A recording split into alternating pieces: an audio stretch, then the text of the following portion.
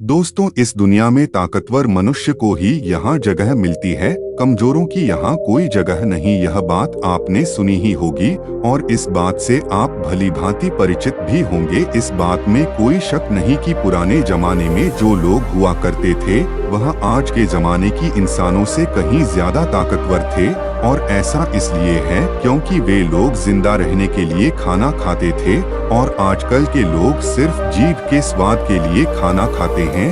आप एक और तथ्य से वाकिफ होंगे कि एक रोटी से 10 गुना ज्यादा ताकत आटे में होती है, आटे से 10 गुना अधिक ताकत दूध में होती है और दूध से 8 गुना अधिक ताकतवर मांस आहार होता है और मांस आहार से 10 गुना ज्यादा ताकतवर घी होता है। लेकिन यदि आप आज के समय पर देखेंगे, यदि किसी व्यक्ति को घी खाने के लिए दिया जाए तो वो ज्यादा से ज्यादा 1 चम्मच ही उसका सेवन कर सकता है, उसके ऊपर वो नहीं खा पाएगा। लेकिन यदि हम पुराने जमाने के इंसानों की बात करें तो उस समय पर घी उनका सर्वश्रेष्ठ भोजन होता था। आपने महाराणा प्रताप के बारे में तो सुना ही होगा, वो जितना वजन लेकर युद्ध भूमि पर लड़ते थे उतना वजन तो आज के 4 आदमी भी उठा नहीं पाएंगे। इसीलिए कहा जाता है कि तब के जमाने के लोग सचमुच जीवन जीते थे और आज के लोग तो केवल जबरदस्ती इस जीवन को जी रहे हैं।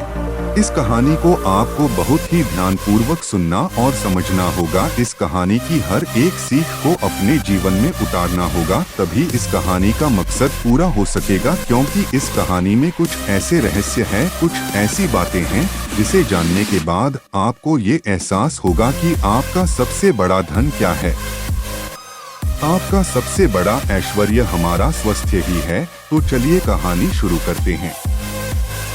बहुत समय पहले की बात है, एक छोटा सा राज्य था। उस राज्य का राजा बहुत दयालु था और वहाँ की सेना भी बहुत पराक्रमी थी। उस सेना में एक ऐसा व्यक्ति भी था जो अत्यधिक पराक्रमी था और वह उस राज्य का सर्वश्रेष्ठ योद्धा था। वो इतना ताकतवर था कि एक साथ वो 50 लोगों को भी परास्त कर सकता था और राजा उसके इस पराक्रम से हमेशा बहुत खुश रहते थे। जब भी उससे कोई युद्ध करने जाता तो वो पहले 100 बार सोचा करता कि क्या उसे युद्ध करना आसान है, क्या उसे हराना आसान है। हर कोई जानता था कि वो बहुत शूरवीर है, बहुत ताकतवर है, इसलिए उसे हराना लगभग असंभव था। अपने राजा के लिए हमेशा तत्पर रहता, अपने राज्य के राजा के लिए, अपनी प्रजा के लिए जो कुछ उसे अच्छा होता वह उसे अवश्य करता। एक बार की बात है, वह शूरवीर योद्धा अपना पराक्रम दिखा रहा था। उसी वक्त उसके दोनों पुत्र वहां पर आए हुए थे। राजा ने उसके दोनों पुत्रों को देखा और राजा के मन में ये लालसा जगी, आने वाले समय में हमारे राज्य के लिए इनमें से सबसे सर्वश्रेष्ठ योद्धा कौन होगा, हमारे राज्य के लिए योग्य कौन होगा। यह बात जब उस योद्धा के कानों में पड़ी तो वो अत्यधिक चिंतित हो गया। उस योद्धा के 2 पुत्र थे। जो बड़ा वाला बेटा था वो हर चीज का हुनर सीख चुका था, फिर चाहे वो तलवारबाजी हो, लोगों से बोलना हो, आग से खेलना, हर तरफ की चालबाजी से वो संपूर्ण था। उसे जो कुछ भी सिखाया जाता वह उसे सीखने में निपुण था। वो बहुत जल्द उस विद्या को, उस कला को सीख जाता था। यदि हर कोई यही कहता कि अगला योद्धा यही होगा, यही हमारे राज्य के लिए सर्वश्रेष्ठ योद्धा बन सकता है, लेकिन उस योद्धा का एक छोटा पुत्र भी था जो बहुत कमजोर था, जिससे कोई भी चीज सीखने में अत्यधिक समय लगता था और उसे देखकर कोई भी यह नहीं कहता था कि यह कभी योद्धा बन सकेगा। उसे उसके पिता ने बहुत कुछ सीखने का प्रयास किया, लेकिन वह कभी भी कुछ सीख नहीं पाया। ना ही तो वह अच्छी तलवारबाजी कर पाता था, ना ही उसे एक योद्धा की तरह जीना आता था। वो हमेशा आलसियों की तरह पड़ा रहता। जब भी वो योद्धा अपने दोनों पुत्रों को एक साथ देखता तो उसे बहुत चिंता होती, उसे बहुत तकलीफ होती, क्योंकि वह अपने दोनों पुत्रों को एक समान बनाना चाहता था। वो अपने दोनों पुत्रों में कोई फर्क नहीं समझता था। लेकिन जब भी कोई ये कहता कि बड़ा पुत्र अत्यधिक बलवान है, शूरवीर है, वह एक योद्धा जरूर बनेगा, और जब वहीं पर छोटे बच्चे के लिए कोई ये कहता ये तो कमजोर है, आलसी है, ये भला क्या कर पाएगा, यह सुन उस योद्धा को बहुत तकलीफ होती, बहुत दुख होता, लेकिन वो योद्धा यह जानता था कि इसमें उसके छोटे बेटे की कोई गलती नहीं है। उसका व्यवहार दूसरों से अलग है और ये दूसरों से थोड़ा कमजोर है, लेकिन इससे कुछ बातों का ध्यान रखना होगा, तभी ये दूसरों के साथ पराक्रमी बन सकता है, दूसरों जैसा तलवारबाज बन सकता है, दूसरों जैसा सर्वश्रेष्ठ योद्धा भी बन सकता है। इस बात का ध्यान रखते हुए वो योद्धा अपने उस बेटे को लेकर एक गुरु के पास पहुंचा। ये वही आश्रम था जहां उस योद्धा ने भी शिक्षा ग्रहण की थी। वह उस गुरु को भली भांति जानता था और ये भी जानता था कि वो गुरु उसके छोटे बेटे को शिक्षा अवश्य देंगे, जिससे वहां भी अन्य लोगों की तरह पराक्रमी और शूरवीर बन सकता है। वो भी उन गुरु के पास ले गया, उन्हें प्रणाम किया और कहने लगा, हे गुरु, मैं चाहता हूँ कि मेरा बच्चा आपसे शिक्षा ग्रहण करे। ये थोड़ा आलसी है, थोड़ा कमजोर है और ये कभी कुछ सीखना ही नहीं चाहता, जबकि मेरा बड़ा बेटा बहुत साहसी है, शूरवीर है, ताकतवर है, पराक्रमी है और इस राज्य को ऐसे ही लोगों की आवश्यकता है।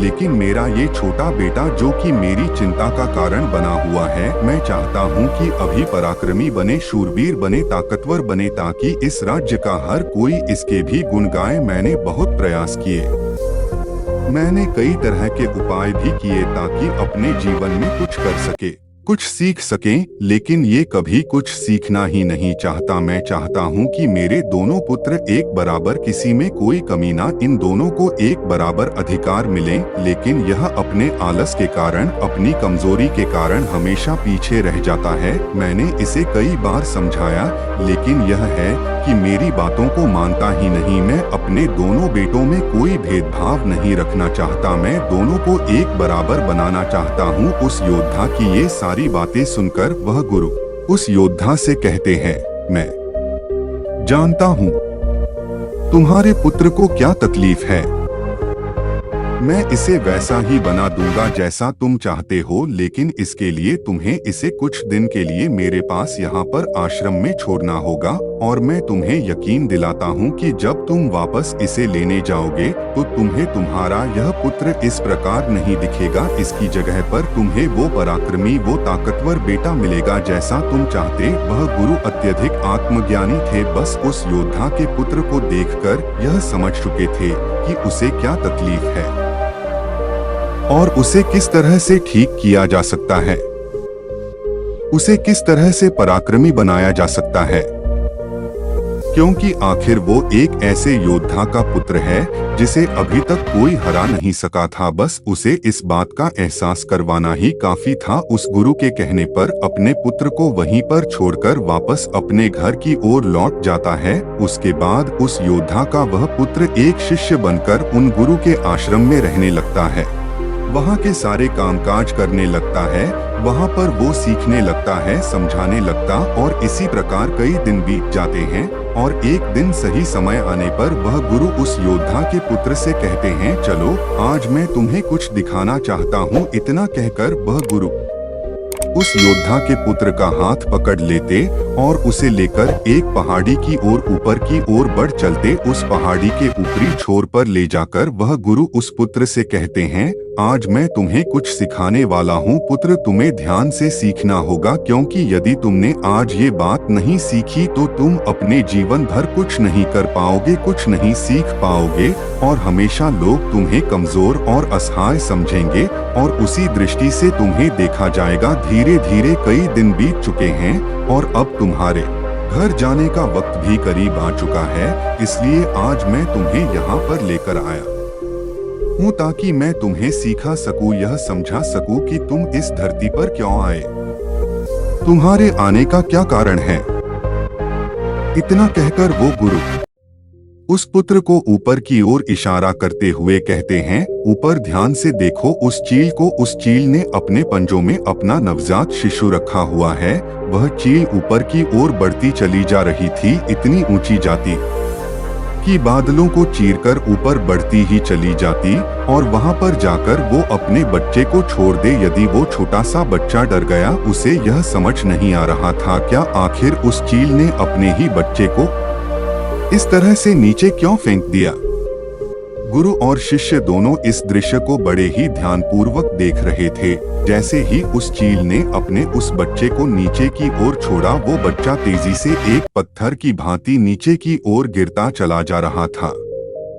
और वह जब तेजी से नीचे आने लगा तो उसने कई बार कोशिश की, कई बार प्रयास किए कि वो अपने पंखों को खोल सके, फड़फड़ा सके, जिससे वह हवा की उस रुख का फायदा ले सके, वह भी उड़ सके। लेकिन उसके कई अथक प्रयास के बाद भी उसके पंख नहीं खुल पा रहे थे और वह एक पत्थर की भांति तेजी से नीचे गिरता चला जा रहा था। जैसे जैसे वो नीचे गिरता जा रहा था, उसकी माँ भी ठीक उसके पीछे ही थी। उसने ऊपर से अपने पंजे में फिर एक बार अपने उस बच्चे को पकड़ लिया, एक बार फिर वो चील अपने उस बच्चे को लेकर आकाश में ऊपर ऊंचाई की तरफ बढ़ती चली जाती है और फिर से वो ऊंचाई पर जाकर अपने बच्चे को ठीक उसी प्रकार छोड़ देती है।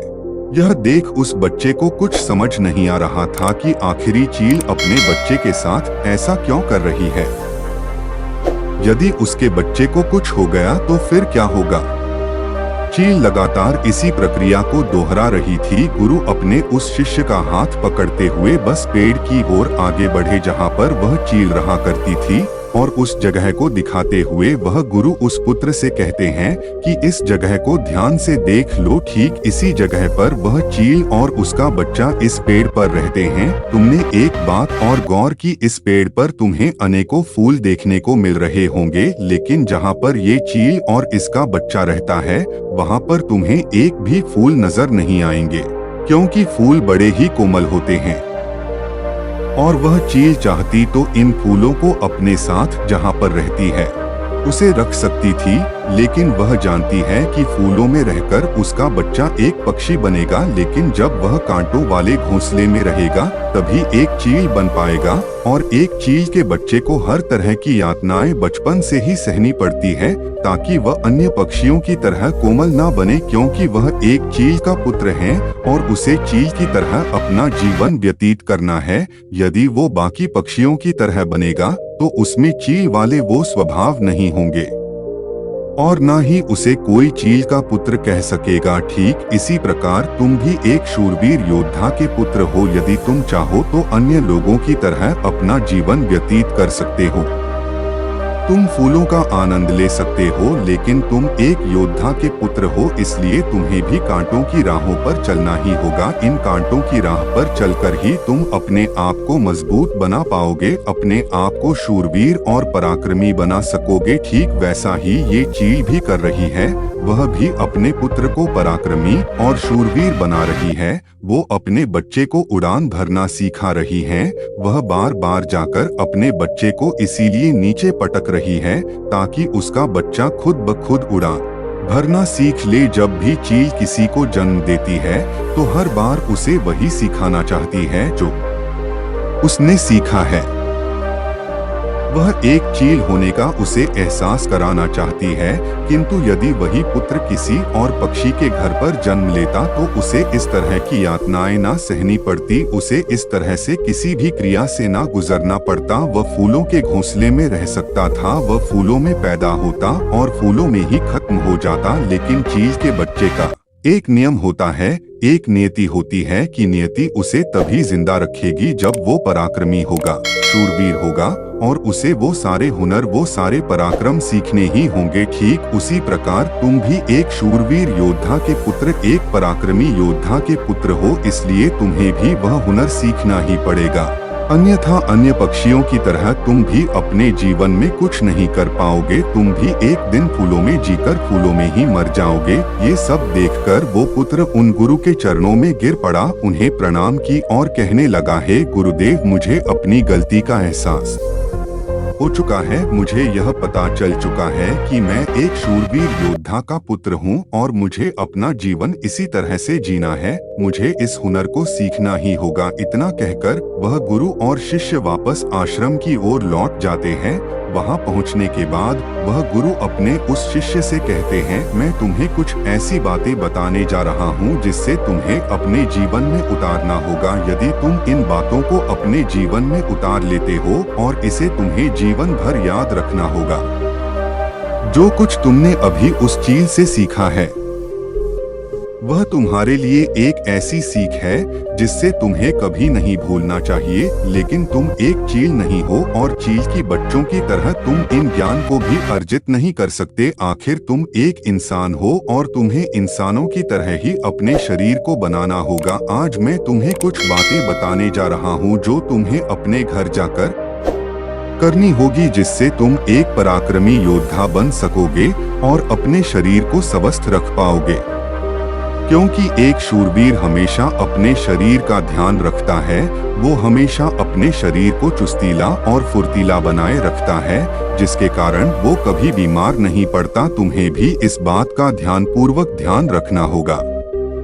तुम्हें सुबह जल्दी उठना होगा। 6 से 8 घंटे की नींद तुम्हारे लिए महत्वपूर्ण है, इससे ज्यादा कभी मत सोना। सुबह जल्दी उठकर अपना जो हुनर है उसका अभ्यास करना। जिस प्रकार तुम्हारे पिता एक योद्धा हैं पर सुबह उठकर अपने सभी हुनरों का अभ्यास करते, ठीक उसी प्रकार तुम्हें भी सुबह उठकर अपने सभी हुनर का अभ्यास करना होगा। योगा प्राणायाम करना होगा, जिससे तुम्हारा शरीर पूरी तरह से स्वस्थ होगा और जितना तू अपने शरीर को स्वस्थ रखोगे उससे भी ज्यादा तुम अपने अंदर की शक्तियों को समर्थ बना पाओगे। और तुम्हें एक बात और याद रखनी होगी, जितना तुम्हें अपने ऊपरी शरीर का ध्यान रखना है उतना ही तुम्हें अपने भीतर के शरीर का भी ध्यान रखना है, अर्थात अपनी मानसिक शक्ति का भी तुम्हें ध्यान रखना होगा, इसे भी बढ़ाना होगा।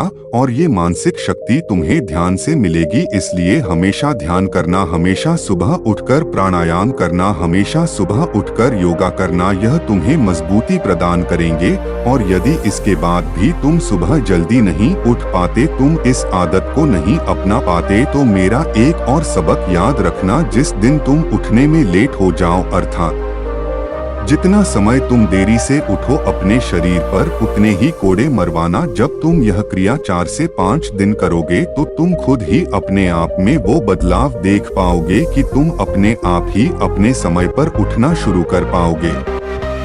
दूसरी बात जो तुम्हें हमेशा ध्यान रखनी है कि तुम्हें हमेशा स्वादिष्ट और स्वस्थ खाना ही खाना है। ऐसी चीजें कभी मत खाना जो तुम्हारे शरीर को नुकसान पहुंचाती है। हमेशा तुम स्वस्थ खाना ही खाना, जैसे हरी सब्जियां, फल, दूध, दही। तुम भोजन अपने शरीर के लिए करना, ना कि अपनी जीभ के लिए, ना ही स्वाद के लिए। अगली बात, वो गुरु अपने शिष्य से कहते हैं कि जब भी तुम्हारे मन में कोई चिंता हो, कोई ऐसा विषय हो जिसे लेकर तुम बहुत चिंतित हो, तो ऐसी बात अपने घर परिवार में अवश्य बताना। यदि तुम इन बातों को अपने मन में रखते हो तो ये बातें तुम्हें मन ही मन कमजोर बनाती चली जाएगी। ये चिंता तुम्हें अंदर ही अंदर खाती चली जाएगी और तुम खोखले होते चले जाओगे। और याद रखना, जब हमारा मन बीमार पड़ता है तो वो हमारे शरीर को भी बीमार कर देता है। इसलिए कोई भी बात कभी छुपाकर मत रखना, हर बात अपने घर वालों और अपने परिवार को अवश्य बताना। आगे वह गुरु अपने उस शिष्य से कहते हैं, हमेशा सकारात्मक सोच रखना, कभी भी नकारात्मक विचार अपने दिमाग में आने मत देना। सबके जीवन में उतार और चढ़ाव तो आते ही रहते हैं, सभी के जीवन में सुख और दुख लगा ही रहता है, कभी अच्छा तो कभी बुरा, जीवन इसी प्रकार चलता है। तुम्हारे जीवन में समय चाहे कैसा भी क्यों ना आए, लेकिन तुम्हें हमेशा एक सकारात्मक सोच ही अपनानी है, जिससे तुम अपने जीवन में आने वाली कठिन से कठिन परिस्थितियों का सामना हंसते हुए और बड़ी ही सरलता से उसका सामना कर सको और जीवन में आगे बढ़ पाओगे। अगली बात जो तुम्हें याद रखनी चाहिए, क्यों तुम्हें हमेशा मुस्कुराते रहना है, क्योंकि एक योद्धा यदि चिंतित हो तो उसका राज्य भी चिंतित हो सकता है और तुम्हारी मुस्कुराहट से ही सबको ताकत मिलती है। तुम एक शूरवीर योद्धा के पुत्र हो, तुम्हारी हंसी तुम्हारे चेहरे से अलग नहीं होनी चाहिए। तुम्हारा मुस्कुराते रहना ही तुम्हारे और तुम्हारे राज्य के लिए उचित है और ये तुम्हारे राज्य को एक सकारात्मक ऊर्जा प्रदान करता है और तुम्हारा मुस्कुराते रहना तुम्हारे लिए भी अच्छा है। यह तुम्हारे भीतर सकारात्मक ऊर्जा का प्रवाह करता है। गुरु अपने उस शिष्य को आखिरी सीख देते हुए कहते हैं, हमेशा अपने जीवन में दान पुण्य करते रहना, इससे कभी पीछे मत हटना। तुमने देखा होगा कि राजा महाराजा ऐसे होते हैं, क्यों दान के समय पर उनसे जो मांगा जाए वो सब देने के लिए तैयार हो जाते फिर चाहे आप उनका राजपाट ही क्यों ना मांग ले, दान पुण्य करना अत्यधिक जरूरी है। और ऐसा नहीं कि दान में तुम केवल धन ही दो, तुम किसी की मदद भी कर सकते हो। इसलिए दान पुण्य के समय पर तुम्हें कभी पीछे नहीं हटना चाहिए। जब हम दान करते हैं तो हमारे मन में एक अजीब सी खुशी महसूस होती है, हमारा मन बहुत खुश होता है, हम बहुत अच्छा महसूस करते हैं और ये खुशी हमारे शरीर को और भी ज्यादा मजबूत बनाती है। लोगों में यह गलत धारणा है कि जब हम दान करते हैं तो हमारी संपत्ति घटती है, लेकिन ऐसा नहीं है। जब हम दान करते हैं तो इससे हमारी संपत्ति घटती नहीं बल्कि बढ़ती चली जाती है। इसलिए दान करने से कभी पीछे मत हटना। जब भी तुम्हें मौका मिले, जैसा भी तुम्हें मौका मिले, तुम दान अवश्य करना। इतना कहकर गुरुवर शांत हो गए और शिष्य उन गुरु के चरणों में प्रणाम करके उनसे कहता है, हे गुरु, आपने जो मुझे शिक्षा दी है, ये शिक्षा मैं अपने जीवन भर याद रखूंगा, इसे मैं कभी भुला नहीं पाऊंगा। हे गुरु, अब मुझे आज्ञा दीजिए, मैं अपने घर जाना चाहता हूँ, अपने पिता की तरह एक पराक्रमी योद्धा बनना चाहता हूँ। इतना कहकर वह शांत हो जाता है और गुरु उसे आशीर्वाद देते हुए उस शिष्य को उसके घर जाने की आज्ञा प्रदान करते हैं। दोस्तों, उम्मीद है कि आपने आज की इस कहानी से जरूर कुछ ना कुछ सीखा होगा। तो आज की इस कहानी में आपने जो कुछ भी सीखा है, आप उसे अपने जीवन में जरूर उतारोगे, क्योंकि ये बातें आपका जीवन बदल कर रख देंगी। और अगर आपको ये कहानी थोड़ी सी भी अच्छी लगी हो तो इस कहानी को अपने दोस्तों के साथ शेयर करना ना भूलें और साथ ही चैनल को सब्सक्राइब अवश्य कर लें और कमेंट में नमो बुद्धाय जरूर लिखें। तो मिलते हैं अगले वीडियो में। धन्यवाद।